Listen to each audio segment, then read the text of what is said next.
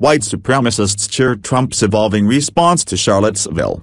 President Trump's comments about violence that erupted in Charlottesville, last weekend have been condemned by Democrats, Republicans, business leaders and even athletes. But white nationalists were pleased by Trump's reaction. "I think he's speaking to the fact that a nation should respect its heritage, its identity, its heroes, and we shouldn't engage in anti-white multicultural political correctness," Matthew Heimbach told Yahoo News on Thursday. Heimbach, who was in Charlottesville last weekend, is the chairman of the Traditionalist Worker Party, which he describes as a National Socialist organization. The clashes took place last Saturday before a planned rally against the removal of a statue of Confederate Gen. Robert E. Lee in the college town. Heimbach was scheduled to speak at the event, which attracted supporters from white supremacist, alt-right and neo-Nazi groups. It was cancelled when rally attendees clashed with police and counter-protesters. Heather Heyer,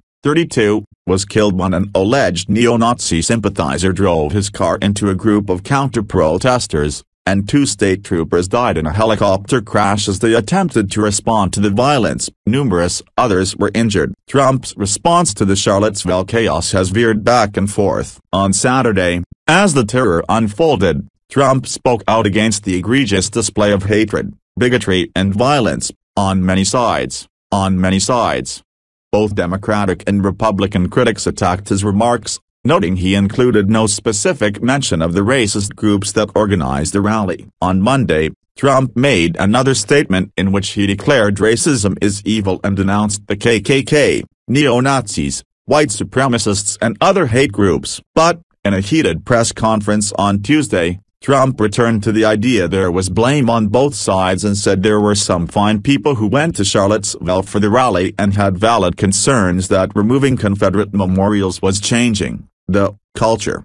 And on Thursday morning, Trump posted a set of tweets in which he decried the removal of Confederate monuments. "Sad to see the history and culture of our great country being ripped apart with the removal of our beautiful statues and monuments," the president wrote. "You can't change history, but you can learn from it." Robert E. Lee, Stonewall Jackson, "Who's next? Washington, Jefferson, so foolish." Also, "The beauty that is being taken out of our cities, towns and parks will be greatly missed and never able to be comparably replaced." Each stage of Trump's response to the violence in Charlottesville drew praise from prominent white supremacists. Andrew Anglin, the founder of the neo-Nazi website Daily Stormer, posted a blog praising Trump's initial statement that criticized many sides for the clashes. "He didn't attack us."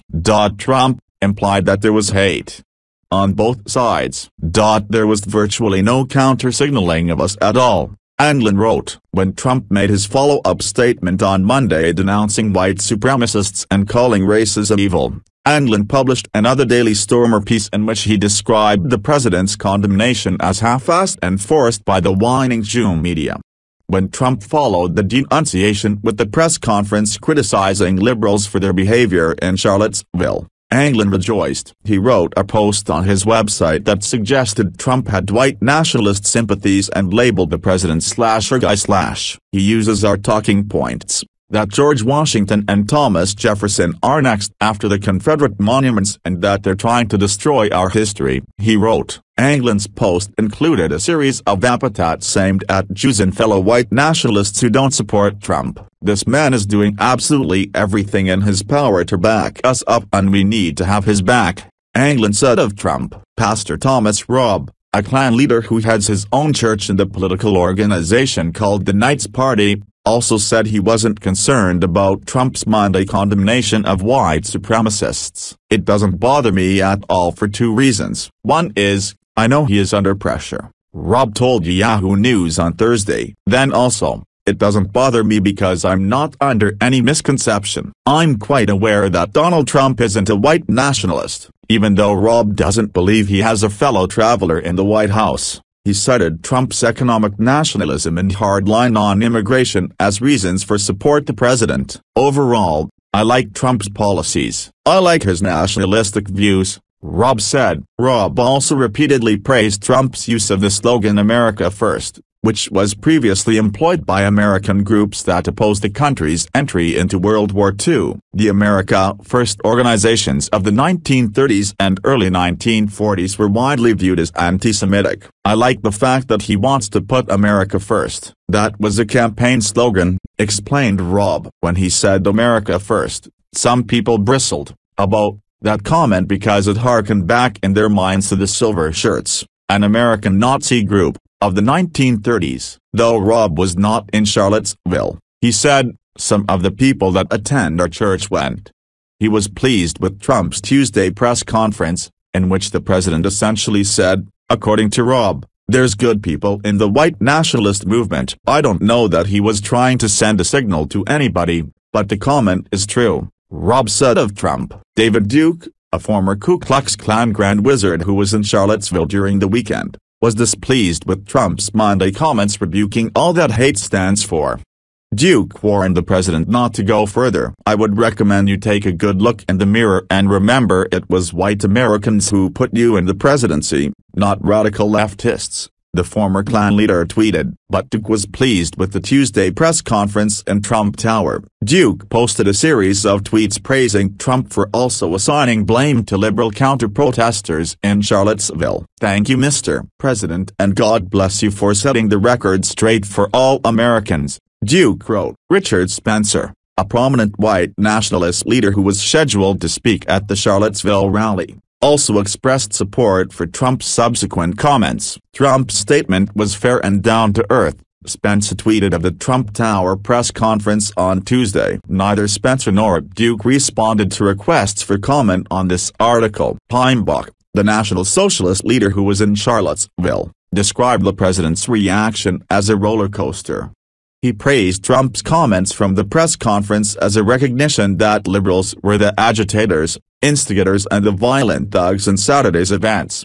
While Heimbach doesn't see Trump as a white nationalist, he believes they share common ground. "I don't think he's a white nationalist. I genuinely do not, but I do think that he opposes radical multiculturalism and political correctness," Heimbach said of Trump. Heimbach thinks Trump can help white nationalists achieve some of their goals even though he doesn't expect the president to lead to salvation for white America. Mr. Trump, of course, if he can slow down demographic changes and resist the radical push of the left, that is something that we should respect, said Heimbach. "But I don't think salvation for white America is going to come from a New York billionaire. I think it's only going to come from a movement that is built for us and by us." Heimbach also suggested Trump's presidency is evidence of a new age of American politics with growing white anger over the economy and diversity that had made the country lack a defining ethnicity, religion, culture, or identity.